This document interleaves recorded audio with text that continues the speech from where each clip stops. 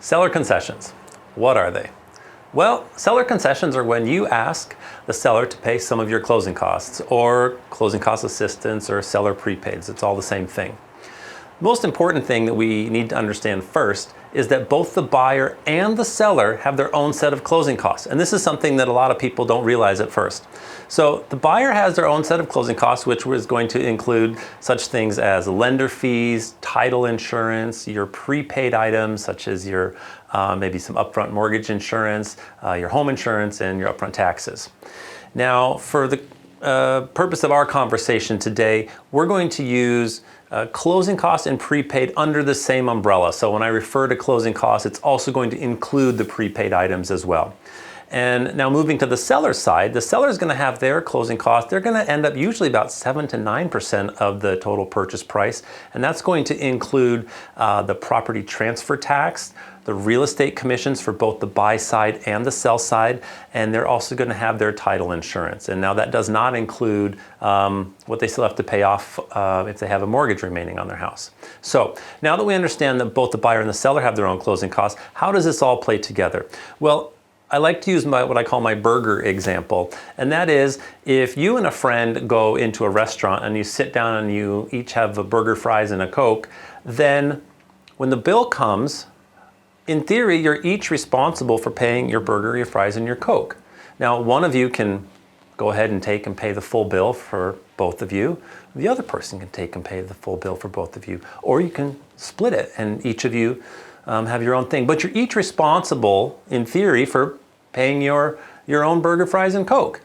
And that's the way the closing costs work. The seller has theirs, the buyer has theirs. They're each responsible for their own, but it is possible to pay for some or all of the other party's expenses. So anyway, so that's the burger example. Let's go ahead and dive into some numbers, which will help kind of outline it. And let's use a purchase price of $200,000 because the numbers are super easy to work with. Now, when you're requesting the closing cost to be paid by the seller, you can request in a flat number, or you can request as a percentage of the total purchase price. Our example, we'll use a flat number again because the math works out really easy and it's easy to see. So if your purchase price is $200,000 and you're going to ask for $8,000 in closing cost assistance, which would be a 4% of the total purchase price. So you have your $8,000. Then you're going to ask the seller to pay for your purchase price is $200,000. You're going to ask the seller to pay $8,000 of your closing costs.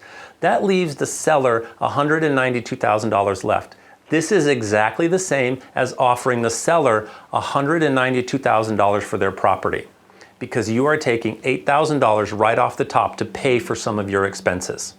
Okay?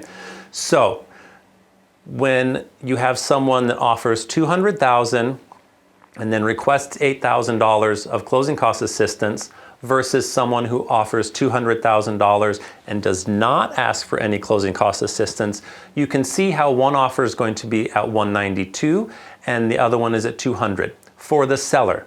And that's important to understand because we want to set you up as the buyer to have the best possible chance to get that property.